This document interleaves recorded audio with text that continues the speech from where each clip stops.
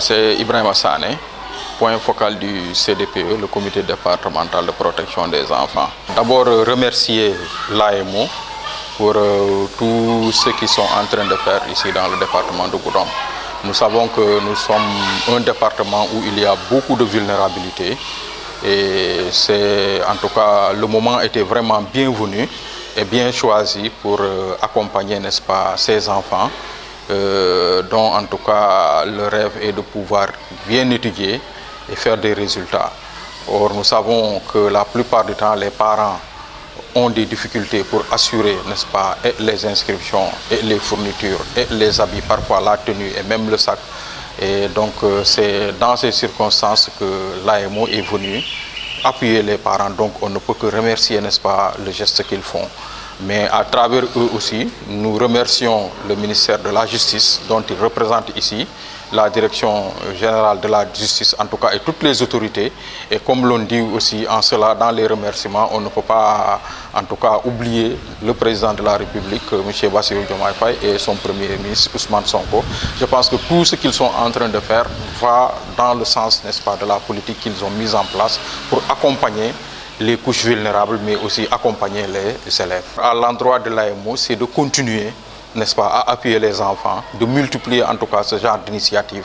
et voir l'année prochaine s'il y a des possibilités, renforcer en tout cas le nombre parce que nous sommes, comme je l'ai dit, un département très vulnérable. Donc c'est un appel, n'est-ce pas, que nous lançons à l'endroit des autorités au niveau macro pour que ces autorités-là puissent accompagner les services comme le service départemental, n'est-ce pas, de Goudomp, de l'AMO, afin qu'on puisse en tout cas faire une discrimination positive dans l'octroi, n'est-ce pas, des crédits pour pouvoir gérer ces cas-là. Parce que c'est un département où il y a beaucoup de cas à gérer. Nous savons bien que c'est un département qui est victime des déplacements des populations liés au conflit qui sévit depuis une trentaine ou une quarantaine d'années. Donc tout cela constitue en tout cas, et avec le fait que nous soyons frontaliers à la Guinée-Bissau, il y a donc tout qui est réuni pour qu'on puisse avoir beaucoup de cas de vulnérabilité. Donc en cela, nous demandons vraiment, nous souhaitons, nous sollicitons que la direction de l'AMO puisse en tout cas faire une discrimination positive au niveau de Goudomp pour accompagner en tout cas le service départemental. Maintenant, à l'endroit des parents, c'est de veiller, faire en sorte que tout ce qui est donné à leur enfants puissent demain être utiles. Parce que ce que nous souhaitons, c'est que les enfants puissent faire des résultats. Donc il est bien quand même que dans le cadre de l'éducation, les parents aussi veillent sur la bonne utilisation du matériel qui a été donné, mais aussi que les parents accompagnent les enfants à l'école pour qu'ils puissent faire les résultats. Parce que ce n'est pas seulement à l'école, mais à la maison aussi. Ça demande de l'encadrement, ça demande beaucoup d'accompagnement pour que ces enfants-là puissent réussir. C'est Ibrahima Sané,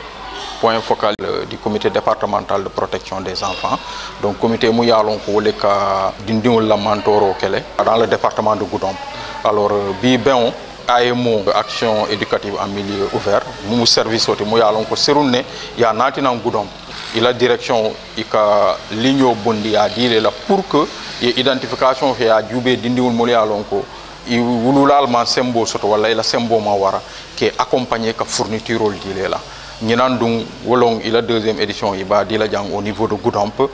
a fele ye fourniture jama bondi ya di dindiwul la mbe remercier la itol AMO bare fanan mbe la ministère remercier la mumu ministère de la justice ani la direction générale be parce que ni ye ñin kay dindiwul makoy abeti ata baake parce que ñing euro mbe mun kono parent jamal problème o lay bulu kadi ndiwul inscrire kadi sakol sanyi ko fourniture ki je wo be mu problème o leti itol nata yo makoy wo ko teto donc amunta ko mol mi ñante remercier la baake mais fanan nabo taw fanan mbe dani la parce que toujours momu yalon ko ibe kol yale kono fo dani ro dama be wolen wala tol dun tolle be siri njang autorité de donc comme be siri njang fanan be appel au lancer la pour que la direction il se ferait que ye Goudomp makoy baake parce que Goudomp mol ngalo ne ko kol ya dama wala be jang wo koliadung a meta birin conflit mu yalon ko aketa jam population jamal déplacé ta i bebe batale kono anim fanan nin jine bisa frontière be mol tema insécurité be mum biye wo yatina le fo kolia fanan asiata jam baake donc wo kama ni lafta dindiwul karang il faudrait ma ko ro fana yeke wala tan laftale ila direction ye fere ke ni mu yalon ko wollon ay mu Goudomp ye discrimination positive ok pour que accompagner qui la font renforcer comme ça jaari nin nata ye fourniture jama soto nga mun soto ñinan nga doubler